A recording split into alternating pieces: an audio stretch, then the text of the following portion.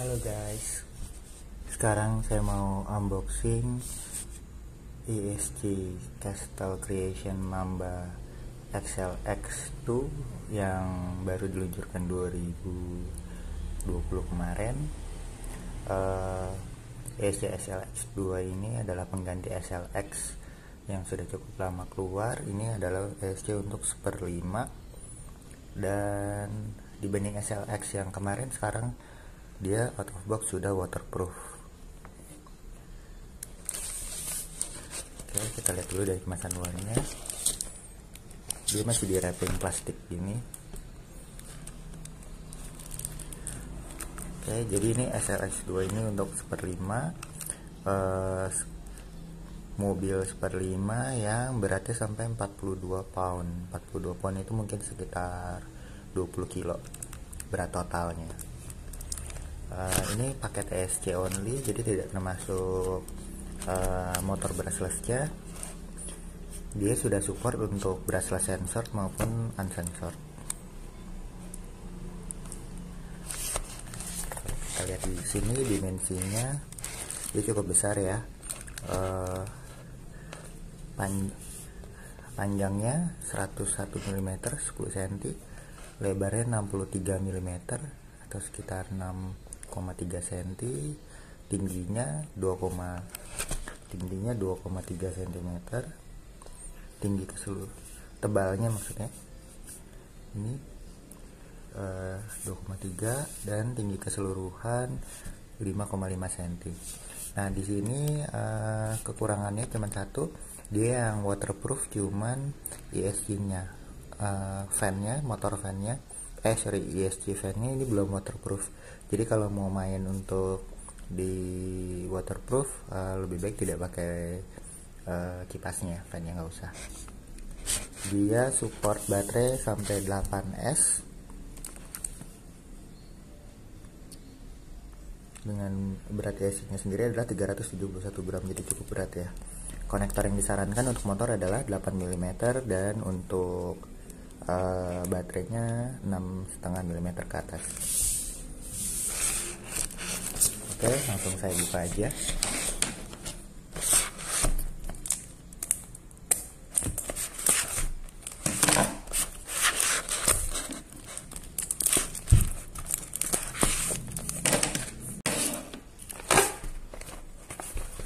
Ini boxnya sebenarnya bukan box, ini lebih kayak karton biasa aja gitu dia. Sayangnya kemasannya untuk barang yang ini saya beli sampai Indonesia mungkin sekitar 6 juta, include pajaknya dan biaya masuknya. Jadi untuk barang 6 juta kayak kemasannya tipis banget gini. Sayangnya harusnya bisa lebih bagus lagi. Oke, kita buka. Ini dapat kabel motor sepertinya.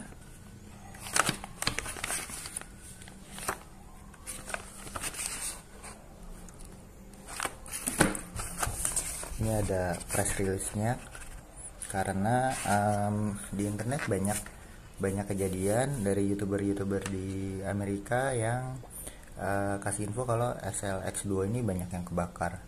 Jadi ini ada advisory, kayak semacam warning gitu ke kita bahwa sejak Januari 2020 sambil menunggu software update-nya dikeluarkan, kita nggak boleh, disarankan untuk yang tidak memakai Delta One motor dan motor yang KV-nya 2000 KV ke atas. Nah, di sini sih saya kebetulan pakai, nanti rencananya akan pakai motornya Castle, jadi pasti aman, dan hanya 800 KV. Jadi jauh ya, jangan pakai di atas 2000 KV kalau mau pakai ESG ini.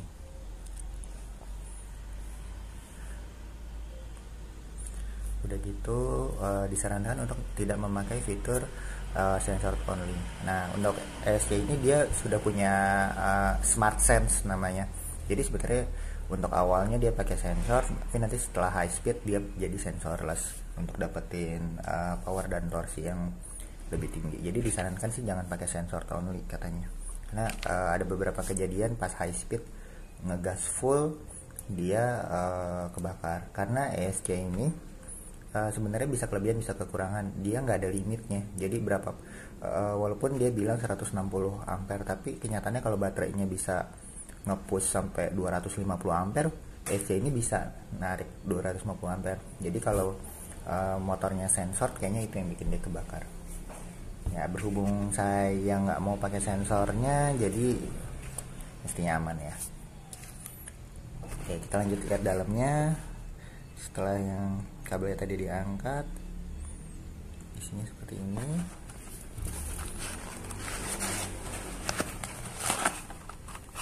Keluarin.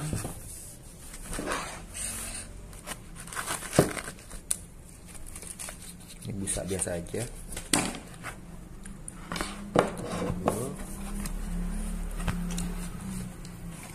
Dalam kotaknya nggak ada apa-apa lagi.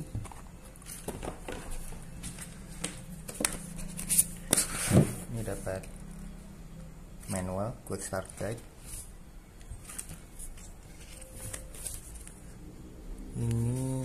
Ini sepertinya jumper. Ya, ini jumper. Dan ini isinya guys. Ini bahannya solid ya, kayak aluminium CNC, satu blok aluminium ini. Ini ada bukan lubang, ini kisi, ini bukan lubang, kelihatan. Ini kisi-kisi aja untuk heatsink, sebagai heatsink juga ini fungsinya.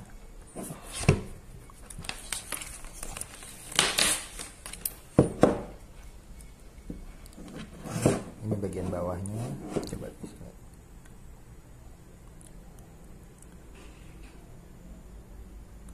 Dia juga sudah include built-in BEC sampai 20 ampere.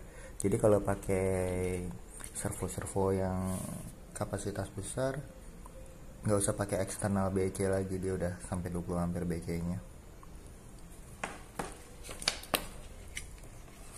Bagian sini ini dia udah include kabel sensor.